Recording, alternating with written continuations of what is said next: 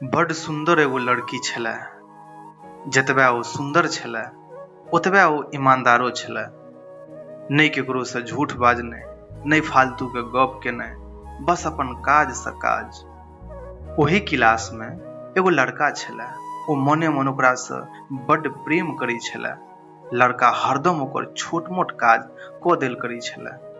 बदला में जब लड़की मुस्की मारि के थैंक यू कहि दै छलैया त लड़का के खुशी के ठिकाना नहीं रही छलै। एक बेरक गप अछि, दुनू गोटे संगे संग घर जा रहल छलै। तखने खूब जोर से पानि पड़ऽ लागलै आ दुनू गोटे एगो गाछ तर जाकर ठाढ़ भ गेल।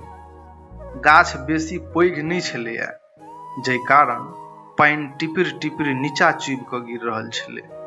एहन में भीजै से बचै के लेल दुनू एक दोसर के बेसी लग आबि गेल। लड़की के एते लग पाबि क लड़का अपन जज्बात पर काबू नहीं राखि सकल।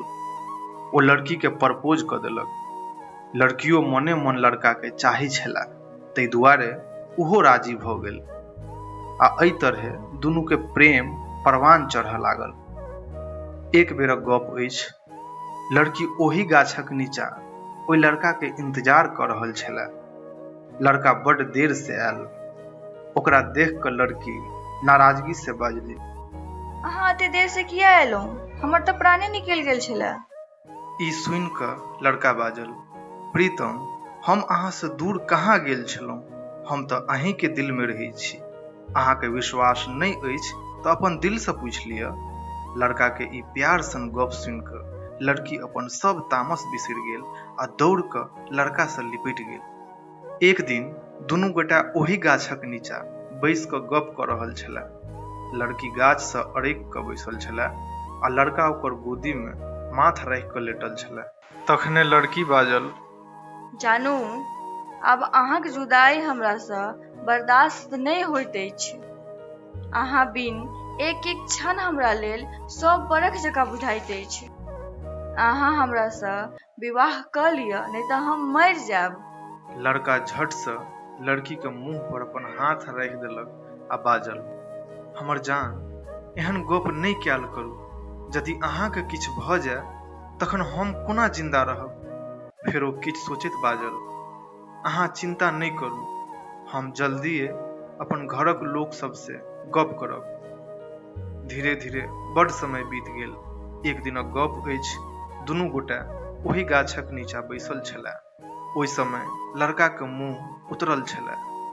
लड़की के पूछला पर कानै जकाँ मुंह बनौने बाजल, जान, हम अपन घरक लोग सबके बहुत बुझेलहुँ, मुदा ओ सब अपना दुनू के विवाहक लेल तैयार नहीं अछि। ओ सब हमर विवाह कतौ और ठीक क देने अछि। ई सुनि लड़की के करेजा फाटि गेल। ओकर मन भेल कि जोर जोर से कानी, मुदा ओ अपन जज्बात पर काबू क बाजल, हम अहाँ से सच्चा प्रेम केने छी। हम अहाँ के कखनो नहीं बिसरि सकै छी। प्लीज हमरा माफ क देब। लड़का धीरे से बाजल, ओना यदि अहाँ चाही तो अपना सब हरदम एगो बढ़िया दोस्त रह सकै छी। लड़की ई सुनि क जोर जोर से कानऽ लागल। लड़का ओकरा समझेलक बुझेलक आ चुप करेलक आ तै के बाद दुनू कानैत अपन अपन घर के लेल चलि गेल। देखैते देखैत लड़का के विवाहक दिन आबि गेल। लड़का के विश्वास छलै कि ओकर विवाह में ओकर दोस्त जरूर एतै, मुदा ई नहीं भ सकल। हाँ, लड़की के द्वारा भेजल गेल एगो गिफ्ट पैक ओकरा जरूर भेटलै। लड़का थरथराइत हाथ से ओकरा खोललक आ गिफ्ट के देखते मात्र बेहोश भ गेल। गिफ्ट पैक में और किछ नहीं, खून से लथपथ लड़की के दिल राखल छलै आ संगे छलै एगो चिट्ठी जैमे लिखल छलै, यौ पागल, अपन दिल त ल के जाओ, नहीं तो अपन कनिया के की देबै। यौ मिता सब, केकरो लेल प्रेम टाइम पास होइ छै आ केकरो लेल जिंदगी से बढ़ि के। यदि केकरो से प्रेम करब तो ओकरा ता उम्र निभाएब, नहीं तो की जान अहूँ के हाल एहने भ जाए जे ओहि दिन के बाद नहीं तो जी सकल आ नहीं तो मरि सकल। ओकर पूरा जिंदगी पछतावा आ अफसोस में घुटि घुटि के कटैत रहल। उम्मीद करै छी अपने सब गोटा के ई कहानी नीक लगल हैत। जल्दी भेटै छी अगला कहानी में। तब तक के लिए नमस्कार। वीडियो नीक लगल हुए तो लाइक कमेंट शेयर